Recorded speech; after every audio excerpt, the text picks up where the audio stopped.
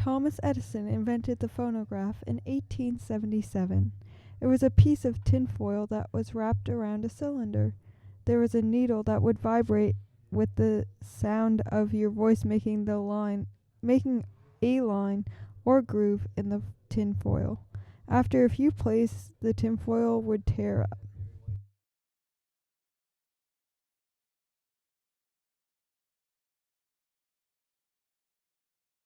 Gramophone and records. The first records were on cylinders, which was also invented by Thomas Edison.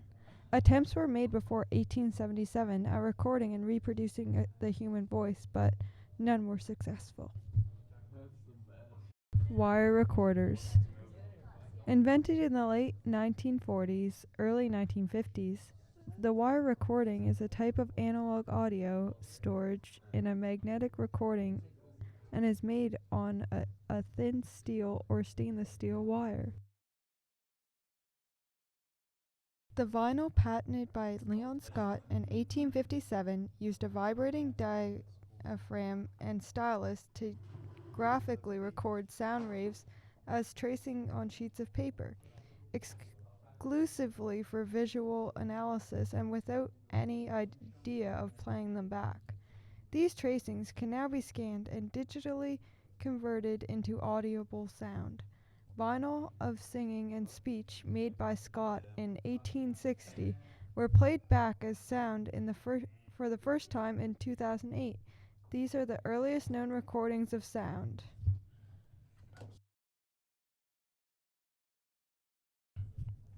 The cassette tape.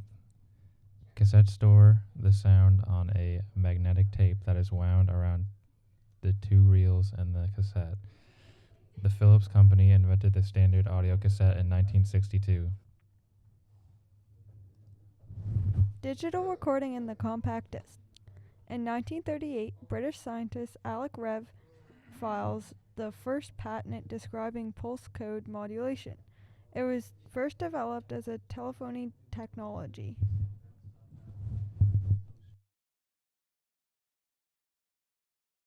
The history of the MP3. In the late 90s, MP3 files began to spread on the internet.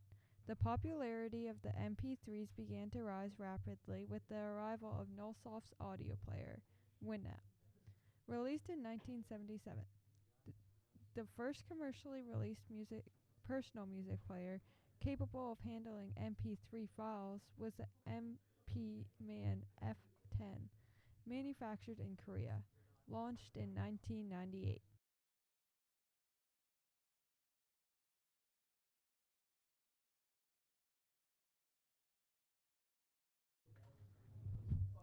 When it began. It's difficult to say when music began. There are references in various religious texts to singing and making music. There are various cave paintings of people dancing, which suggests that there was a rhythm present. We could believe that music started with cavemen, or with the Book of Psalms, Hebrew scripture as well as the Old Testament of the Christian Bible.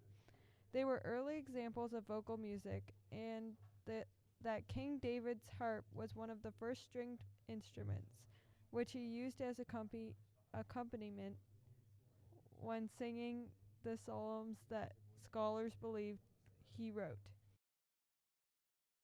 The live music industry has always existed as long as there were gatherings of people to watch musicians perform in exchange for money or value.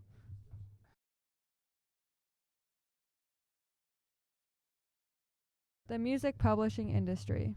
Since the 1600s, when Gutenberg invented the basic printing press for use by the church, lyrical chant has been reproduced in paper form.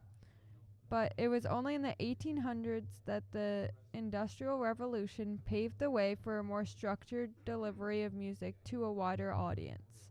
In 1857, Leon Scott made the first audio analysis tool that could record on a piece of paper the audio input it received.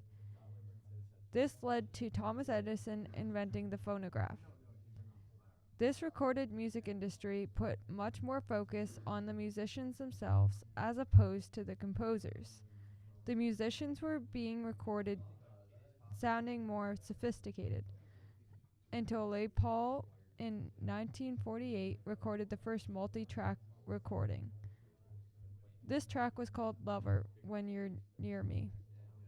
This example showed that the recordings no longer needed to be taken live. This opened up further opportunities in artistic license through recording, including Paul's tape delay, phaser, and delay effects.